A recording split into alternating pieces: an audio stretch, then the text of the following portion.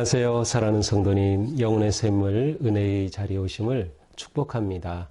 소망의 주님이 우리와 함께 하십니다. 우리와 함께 하시는 주님을 찬양합니다. 기도합시다. 주님 감사합니다. 오늘도 주님의 은혜로 이렇게 새날을 맞아 또 주님의 말씀을 듣습니다. 주님의 말씀이 오늘도 우리를 살리고 세우고 또 새롭게 하는 생명의 말씀 되도록 성령님께서 저희들을 깨우쳐 주시고 말씀을 우리 삶의 소중한 양식으로 삼고 따를 수 있도록 인도하여 주시옵소서. 매일매일 주님의 말씀을 향한 우리의 마음이 더욱 깊어지게 하여 주시고 말씀의 힘을 넉넉히 얻을 수 있도록 인도하여 주시옵소서. 예수님 이름으로 기도합니다. 아멘. 오늘 말씀은 신명기 16장 18절에서 17장 13절까지입니다. 내 하나님 여호와께서 네게 주시는 각 성에서 네 지파를 따라 재판장들과 지도자들을 둘 것이요 그들은 공의로 백성을 재판할 것이니라. 너는 재판을 굽게 하지 말며 사람을 외모로 보지 말며 또 뇌물을 받지 말라. 뇌물은 지혜자의 눈을 어둡게 하고 의인의 말을 굽게 하느니라. 너는 마땅히 공의만을 따르라. 그리하면 네가 살겠고 내 하나님 여호와께서 네게 주신 땅을 차지하리라. 내 하나님 여호와를 위하여 쌓은 제단 곁에 어떤 나무로든지 아세라상을 세우지 말며 자기를 위하여 주상을 세우지 말라. 내 하나님 여호와께서 미워하시느니라. 흠이나 악질이 있는 소와 양은 아무것도 내 하나님 여호와께 드리지 말지니 이는 내 하나님 여호와께 가증한 것이 됨이니라. 내 하나님 여호와께서 네게 주시는 어느 성 중에서든지 너희 가운데에 어떤 남자나 여자가 내 하나님 여호와의 목전에 악을 행하여 그 언약을 어기고 가서 다른 신들을 섬겨 그것에게 절하며 내가 명령하지 아니한 1월 성신에게 절한다 하자. 그것이 네게 알려짐으로 네가 듣거든 자세히 조사해 볼지니 만일 그 일과 말이 확실하여 이스라엘 중에 이런 가증한 일을 행함이 있으면 너는 그 악을 행한 남자나 여자를 네 성문으로 끌어내고 그 남자나 여자를 돌로 쳐 죽이되 죽일 자를 2사람이나 3사람의 증언으로 죽일 것이요 한 사람의 증언으로는 죽이지 말 것이며 이런 자를 죽이기 위하여는 증인이 먼저 그에게 손을 댄 후 뭇 백성이 손을 댈지니라. 너는 이와 같이 하여 너희 중에서 악을 제할지니라. 네 성 중에서 서로 피를 흘렸거나 다투었거나 구타하였거나 서로 간에 고소하여 네가 판결하기 어려운 일이 생기거든 너는 일어나 네 하나님 여호와께서 택하실 곳으로 올라가서 레위 사람 제사장과 당시 재판장에게 나아가서 물으라. 그리하면 그들이 어떻게 판결할지를 네게 가르치리니 여호와께서 택하신 곳에서 그들이 네게 보이는 판결의 뜻대로 네가 행하되 그들이 네게 가르치는 대로 삼가 행할 것이니 곧 그들이 네게 가르치는 율법의 뜻대로 그들이 네게 말하는 판결대로 행할 것이요 그들이 네게 보이는 판결을 어겨 좌로나 우로나 치우치지 말 것이니라. 사람이 만일 무법하게 행하고 네 하나님 여호와 앞에 서서 섬기는 제사장이나 재판장에게 듣지 아니하거든 그 사람을 죽여 이스라엘 중에서 악을 제하여 버리라. 그리하면 온 백성이 듣고 두려워하여 다시는 무법하게 행하지 아니하리라. 아멘. 오늘의 말씀에서는 이제 모세가 이스라엘 백성들에게 재판에 관해서 공의로운 재판에 관해서 말씀을 합니다. 재판이라고 하는 것은 한 사회가 건강하게 또 바르게 또 복되게 설 수 있는 아주 중요한 시스템입니다. 이것이 제대로 작동하지 않으면 그 사회는 무너지게 되는 것이죠. 그래서 오늘 말씀에서 모세는 일종의 이스라엘의 그 국가 시스템에 관해 어떻게 보면 행정, 사법의 이 시스템에 관해서 말씀하신다고 볼 수 있습니다. 자, 내 하나님 여호와께서 내게 주시는 각 성에서 이제 그들은 가나안 땅에 들어가게 되면 이제 그 땅을 차지하게 될 것이고 또 각 지파별로 그리고 각 성으로 그들은 분배되어 살게 될 것입니다. 자, 그래서 각 성에서 지파를 따라 재판장들과 지도자들을 둘 것이요. 그렇게 그 사회가 구성이 될 때 거기 필요한 것이 지도자입니다. 특별히 여기서는 재판장과 지도자들이라고 해서 사회에서 어떤 일들을 해결해야 할 그러한 또 법을 집행해야 할 그러한 리더십을 세워야 함을 말하고 있습니다. 재판장들이라고 되어 있지만 쇼페트라고 하는 이 단어는 사실 사사기 있죠. 그 사사라는 뜻이기도 합니다. 그래서 사사기라고 하는 그 책이 어떤 곳에서는 판관기, 뭐 재판기, 뭐 이런 식으로도 말하기도 하는데요. 바로 그러한 그 지도자들을 두어라. 그들은 그러면 어떻게 해야 되는가? 공의로 백성을 재판할 것이니라. 자, 재판장을 세우고 지도자를 세우고 그들은 의롭게 공의롭게 그 일을 완수해야 한다, 수행해야 한다라는 말씀입니다. 어떻게 그렇게 하는 것이죠? 19절에 보니까 너는 재판을 굽게 하지 말라. 재판은 굽어지면 안 되는 거죠. 재판은 반듯하고 정의로워야 합니다. 따라서 그렇게 하기 위해서는 재판을 굽게 하지 말아라. 사람을 외모로 보지 말며, 외모는 이제 얼굴이란 뜻인데 우리말로도 사람 얼굴 보고 하면 안 돼요. 그 사람하고 나하고 아는 사이라고 해서 친한 사이라고 해서 재판이 어긋나면 공의롭게 진행되지 않고 판결을 하게 되면 그것은 큰 문제가 되는 거죠. 또 뇌물을 받지 말라. 이때에도 뇌물이 있었던 것 같아요. 그러니까 뇌물은 지혜자의 눈을 어둡게 하고 의인의 말을 굽게 하느니라. 뇌물은 모든 재판을 왜곡합니다. 정의를 굽게 합니다. 공의로운 사회가 되지 못하는 거예요. 뇌물은 정말 잘못된 것이죠. 자, 이렇게 하면은 안 된다라는 거예요. 그러면 어떻게 합니까? 너는 마땅히 공의만을 따르라. 재판하는 사람은, 지도자는 반드시 공의만을 따라야 한다. 그렇게 하면 내가 살겠고 하나님 여호와께서 내게 주시는 땅을 차지하리라. 그렇게 될 때 하나님이 주시는 그 땅에 들어가서 너희가 살게 될 것이다 라고 말씀을 합니다. 그러니까 공의가 살 길입니다. 공의로운 사회가 되어야 되는 것이에요. 그러므로 재판의 일을 맡으니 재판장은 사법부의 모든 실행은 왜곡하지 말 것, 어떤 친분이나 얼굴을 보면서 하지 말 것, 뇌물을 받지 말 것, 이와 같은 아주 기본적인 것들을 지켜야 합니다. 그러나 우리가 돌아보면 우리 사회도 봐주기 식으로 하는 경우, 또 친분이 있는 경우, 뇌물을 받고 재판을 굽게 하는 이런 게 너무나도 횡행하죠. 그러니 우리 사회가 안정이 되지 않은 거예요. 공의롭지 않으면 그 사회가 건강하지 못하게 되는 거죠. 지금도 우리 사회에 너무나도 적용이 되는 그러한 말씀입니다. 자, 21절 내 하나님 여호와를 위하여 다 쌓은 제단 곁에 어떤 나무로든지 아세라상을 세우지 말며. 자, 이렇게 재판에 관해 말씀하다가 갑자기 우상 금지에 관한 말씀이 쑥 들어왔습니다. 아세라상을 세우지 말라. 나무로 여호와를 위한 제단 곁에 나무로 세우지 말라.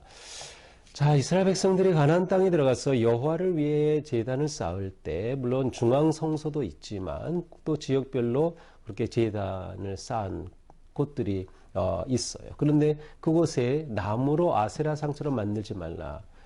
원래 여호와 하나님의 그 신앙의 중요한 것은 어떤 형상도 만들지 말라였습니다. 하나님의 형상조차도 만들면 안 되고요. 어떠한 형상이라도 만들어서 섬길 수 없어요. 다 우상인 거죠. 그러니까 이것을 금지하였지만 그들이 가나안 땅에 들어가서 보니까 이 토착민들, 이 원주민들은 보니까 그들의 뭐 제단은 너무나도 아름답게 꾸미고 막 상을 세우고 뭐 그러니까 너무나도 좋아 보이죠. 그 방식을 따르지 말라는 거예요. 아무리 내 눈에 좋게 보인다 하더라도 여호와 하나님의 방식, 하나님이 말씀하신 그대로 아세라성을 세우지 말아라. 자기를 위해 주상을 세우지 말아라. 돌 기둥 돌기둥을 세우고 그 아래 절하고 그거 절대로 안 된다. 이렇게 하면 여호와께서 미워하시느니라. 여호와께서 미워하시느니라. 자, 이렇게 재판에 관한 말씀과 함께 이것이 갑자기 쑥 나타난 것은 사회의 일상적인 아니면 사회의 시스템과 신앙이 연결되어 있음을 말하고 있는 겁니다. 신앙 따로 사회생활 따로가 아닙니다. 신앙과 사회생활이 함께 가야 되는 거예요. 공의로운 사회가 되는 것은 하나님을 바르게 믿는 것과 연결이 된다는 것을 보여주고 있습니다. 또한 하나님께 제물을 드릴 때 17장으로 넘어가죠. 악질 있는 이러한 것, 온전하지 아니한 이러한 것들은 아무것도 여호와께 드리지 말라. 이거 드리면 여호와께 가증한 것이 된다. 여호와께서 아주 역겨워하신다. 하나님께는 온전하고 순전한 그러한 제물을 드려야 한다라는 거죠. 온전한 드림의 예배가 되어야 함을 말씀하고 있어요. 흠 있는 예물은 하나님께서 받으시지 아니하신다. 로마서 12장에서도 우리가 하나님 앞에 산 제물이 된다는 말씀이 있죠. 우리는 하나님 앞에 예배할 때마다 흠없는 존재가 되기 위해서 물론 우리는 죄 가운데 계속 빠지지만 그래서 우리는 예배를 드리면서 먼저 회개 기도를 통해 우리의 죄를 자백하고 하나님 앞에 기뻐 받으실 제물로 나아가게 되는 것이죠. 17장 2절이죠. 내 하나님 여호와께서 내게 주시는 어느 성중에서든지 너희 가운데 어떤 남자나 여자가 자 여기에서는 이제 하나님께서 이렇게 우상숭배 금지 이런 모든 말씀을 주셨는데 이것을 이제 남자나 여자가 범했을 경우 어떻게 처벌해야 하는지에 관한 말씀이 이제 나오고 있어요. 여호와의 목전에 악을 행하여 언약을 어기면 어떤 방식으로 3절에 보니까 다른 신을 섬겼어요. 그것에게 절하였어요. 또 명령하지 않은 1월 성신에게 절하였어요. 1월 성신이 뭐죠? 일, 해, 월, 달, 성신, 별성의 이 신은 성신, 신하면 많다는 뜻이에요. 그래서 많은 별이에요. 해와 달과 많은 별들에게 절하며 하는 그러한 우상숭배, 하나님을 섬기지 않고 다른 것에 머리를 숙이는 이러한 일이 드러났어요. 그럼 이거는 어떤 일이에요? 가증한 일이에요. 이스라엘 중에 이러한 일이 있다? 이건 가증한 일이에요. 그렇게 될 경우는 어떻게 합니까? 5절에 보니까 성문으로 끌어내고 남자나 여자나 돌로 쳐 죽여라. 돌로 쳐서 죽이는 그러한 형벌을 받게 되는 거지요. 자, 그러나 이렇게 사람을 사형에 처하는 것은 너무나도 중한 일이기 때문에 그냥 쉽게 할 수는 없어요. 6절에 보니까 죽일 자를 2사람이나 3사람의 증언으로 죽일 것이다. 어떤 한 사람이 저 사람 우상 숭배하는 거 봤습니다. 그래서 그것만 딱 듣고 죽일 수는 없는 일이에요. 그래서 2사람, 그것 가지고도 서로 안 맞는다. 3사람의 증인이 있어야만 그 죄를 확증하고 그리고 돌로 쳐 죽일 수 있다. 여기에서조차도 공의로운 재판이 이루어지는 것을 볼 수 있어요. 한 사람의 말만 듣고 누군가를 그렇게 심판하고 판결을 내리고 처벌할 수는 없는 거죠. 이것조차도 공의로운 재판 과정이라고 볼 수 있어요. 자, 그렇게 확정이 되었을 경우는 어떻게 합니까? 7절에 보니까 증인이 먼저 손을 대네. 증인이 먼저 손을 댄다. 여기서 손을 댄다는 것은 증인이 먼저 돌을 던진다는 뜻입니다. 왜 증인이 먼저 돌을 던집니까? 이 증인으로 인해서 이 사람이 유죄가 확정이 되고 돌을 맞아 죽게 되는 것이기 때문에 처음 증인을 했던 이 사람이 정말 위증을 했다면 그 핏값은 너에게 돌아가는 거야 라고 하는 책임감이 그에게 있음을 보여주는 거예요. 그래서 그가 먼저 돌을 던지고 그래서 그는 이와 같이 우상 숭배의 대가를 받게 되는 것입니다. 자, 8절에서는 또 다른 일들로 인해 재판할 상황을 말합니다. 너희 성중에 서로 피를 흘렸거나 피를 흘렸다는 것은 누군가를 죽인 거예요. 다투었거나 아마도 여기서 다투는 것은 경제적인 문제로 다퉜을 가능성도 많이 있습니다. 다투었거나 또 구타하였거나 서로 간에 고소하여 분쟁, 폭력, 살인, 여러 가지 문제들 이런 게 있는데 이게 정말 판결하기 어렵게 될 경우 어떤 것들은 쉽게 할 수 있겠지만 어떤 것들은 통째 누가 옳은지 이게 정말 어려운 경우 너무나도 많겠죠. 그래서 이렇게 어려운 일이 생기면 판결하기 어려우면 네 하나님 여호와께서 택하실 곳으로 가서 여기서 택하실 곳이라고 하는 것은 요즘으로 말하면 그 대법원이라고 할까요? 지방법원에서 이게 처리가 제대로 안 돼요. 그러면 그것을 상급 법원으로 올리게 되는 거죠. 그래서 올려서 결국 대법원에서 결정하듯이 성소로 가서 하나님의 대법원과 같은 성소로 가서 그곳에서 재판을 받으면 된다는 것입니다. 이때 재판은 누가 합니까? 9절에 보니까 레위 사람 제사장과 재판장이 재판을 합니다. 제사장이 재판을 한다고 하는 것이 좀 특별합니다. 제사장이 재판에 참여하고 있어요. 이스라엘 백성들은 이때 신앙과 어떤 정치가 하나였죠. 신정 국가이기 때문에 이렇게 재판하는 자리에 제사장이 참여하는 것을 볼 수 있어요. 자, 그래서 그들이 그곳에서 판결을 내리겠죠. 그러면 그렇게 판결 내린 것은 율법대로 하나님의 뜻대로 판결을 내린 것이다. 그래서 그것을 그대로 받아들여야 한다. 순종해야 된다. 그대로 행해야 한다. 그래서 그들이 말하는 판결에 따라서 그대로 집행을 해야 한다라는 것이죠. 12절 사람이 만일 무법하게 행하고 여호와 앞에 서서 섬기는 재판장, 제사장에게 듣지 아니하면 그를 죽여 이스라엘 중에 악을 취하여 버리라. 이렇게 재판 상급 법원까지 가서 재판을 받았는데 제사장과 또 재판장이 판결을 내렸는데 자기 마음에 들지 않는다고 집행을 안 한다, 어긴다, 무법하게 하면 그 사람도 죽여야 한다라고 하는 그런 말씀이에요. 자, 이렇게 함으로 이 목적은 무엇입니까? 온 백성이 듣고 두려워하여 다시는 무법하게 행하지 않게 하려고. 이처럼 재판하고 판결하여 집행함으로 백성들에게 경각심을 일으키는 거예요.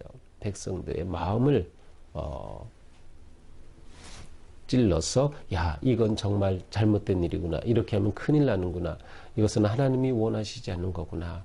라고 그들이 백성들이 깨닫게 되고 그렇게 되면 그 사회가 하나님을 경외하는 그러한 믿음을 지키게 된다라고 하는 말씀이죠. 자, 오늘 말씀을 보면서 오늘 말씀은 어떻게 보면 하나님 나라의 운영, 사회의 어떤 시스템에 관한 법칙을 말씀한다라고 느껴져요. 그래서 저는 이제 하나님 나라의 법칙을 보여준 것이다. 오늘 말씀을 통해서 저는 몇 가지의 법칙을 생각해 봤어요. 이제 그들이 약속의 땅에 가나안 땅에 들어가서 살아갈 때에 그들이 지켜야 할 법칙이 무엇인가? 먼저 관계의 법칙이에요. 오늘 말씀은 크게 두 가지의 관계가 나오죠. 첫 번째 하나님과의 관계, 두 번째 인간과의 관계. 하나님과의 관계에 관해서는 우상을 금지하는 그런 말씀을 내리죠. 또 인간과의 관계에 있어서는 공정한 재판을 해야 한다는 것을 말씀하고 있죠. 왜 이것이 중요하냐? 인간의 행복은 관계에서부터 오는 겁니다. 우리의 행복은 하나님과의 관계로부터 오는 거고요. 인간의 관계에서 와요. 근데 문제는 뭐예요? 이 관계가 공의로울 때, 정의로울 때 그 관계가 우리에게 복이 되고 기쁨이 되는 것이에요. 그래서 관계가 생명과 복의 근원이기 때문에 오늘 말씀에서는 하나님 나라에 있어서 이처럼 관계가 중요하다라고 하는 것을 말씀해요. 그러면 이 관계가 어떻게 되어야 되는가? 그것이 바로 공의의 법칙이에요. 공의의 법칙. 공의롭게 재판하라라고 하는 것이죠. 하나님과의 관계에서 공의로운 건 무엇인가요? 우상 숭배를 하지 않는 거예요. 하나님만 예배하고 경외하는 것이죠. 하나님만 예배하는 것. 다른 것에 눈길을 주지 않는 것. 이것이 하나님 앞에 공의로운 겁니다. 공의라고 하는 그 자체는 바른 관계라는 의미가 담겨 있어요. 의라고 하는 것은 바른 관계, 하나님과 바른 관계를 맺는 것. 이것이 너무나도 중요한, 그래서 공의의 법을 말씀하고 있는 거죠. 사람과의 관계에 있어서도 당연합니다. 공정한 재판이 이루어져야 되는 거예요. 공정한 재판이. 그래야 그 관계가 건강하고 바로 그 법에 의해서 복된 그러한 사회가 이루어지기 때문인 것이죠. 그러므로 하나님 앞에는 흠없는 제물을 드리고 하나님 앞에는 하나님의 뜻에 순종하고 우상에 관심을 두지 않아야 하며 사람의 관계에 있어서는 하나님께서 기뻐하시는 의로운 그런 공의로운 재판이 이루어지는, 그렇게 될 때 신뢰가 있는 사회가 되는 거죠. 그 사회가 안정되는 것이에요. 평안할 수가 있어요. 공의로운 사회가 되는 것은 이렇게 중요한 것입니다. 자, 이와 같은 관계 속에서 우리는 세 번째 무엇을 봐야 되냐? 하나님을 예배하는 것과 이 세상의 삶이 연결되어 있다는 것을 우리는 봐야 합니다. 연결의 법칙이라고 할 수 있을 것 같아요. 신앙과 일상은 연결되어 있다. 공의로운 재판과 하나님에 대한 바른 예배는 연결되어 있다는 것이에요. 결국 하나님 사랑과 이웃 사랑은 연결되어 있다. 우리가 신앙생활할 때 늘 이것을 놓치면 안 돼요. 내가 하나님을 예배하고 사랑하는 이 모든 것은 또한 내 일상의 삶과 그대로 연결되어 있다라고 하는 것이죠. 공정한 재판을 통하여서 하나님은 그 백성들을 보호하고 사랑하고 품으시기를 원하셨어요. 그 사회가 안정되기를 원하셨어요. 그래서 공정한 재판을 말씀하고 계시는 거죠. 그러므로 재판장이나 제사장이나 지도자들은 공정해야 하는 것이에요. 사심에 빠지면 안 돼요.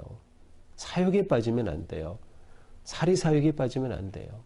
권력욕에 빠져서도 안 돼요. 그냥 공정한 사회를 이루기 위해 하나님의 뜻이 이루어지는 사회가 되기 위해 힘쓰고 그 지혜를 구하고 말씀대로 판결할 수 있는 그러한 마음을 가지면 되는 거죠. 그래야 되는 거예요. 우리 사회가 이러지 못하기 때문에 너무도 혼란한 거죠. 너무도 혼란한 거죠. 정치가 업이 되고 정치가 아주 대단한 직업처럼 되어버렸어요. 이게 말이 아니죠.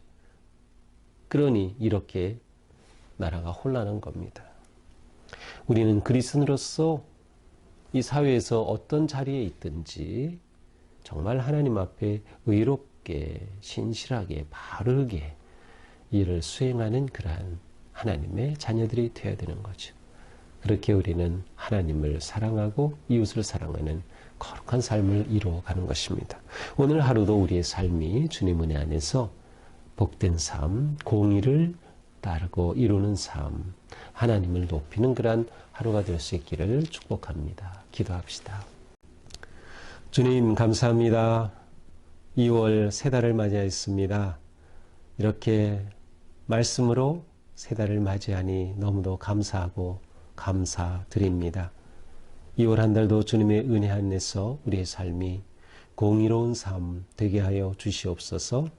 하나님을 온전히 예배하며 경외하는 삶이 되게 하여 주시옵소서. 우리가 나아가는 모든 삶의 길에서 하나님의 뜻을 구하고 또 하나님의 방법을 구하며 하나님께서 이끄시는 거룩한 그 길을 따라갈 수 있도록 함께하여 주시옵소서.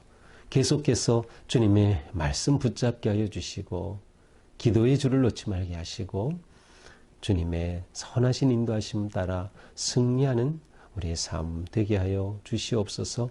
더욱더 하나님을 사랑하고 이웃을 사랑하는 의로운 삶이 되게 하여 주시옵소서. 예수님 이름으로 기도합니다. 아멘. 네, 2월이 시작이 되었습니다. 2월 한 달도 주님의 은혜 안에서 우리 삶이 건강하고 복되고 아름다운 그런 복된 삶 되기를 축복합니다. 사랑합니다.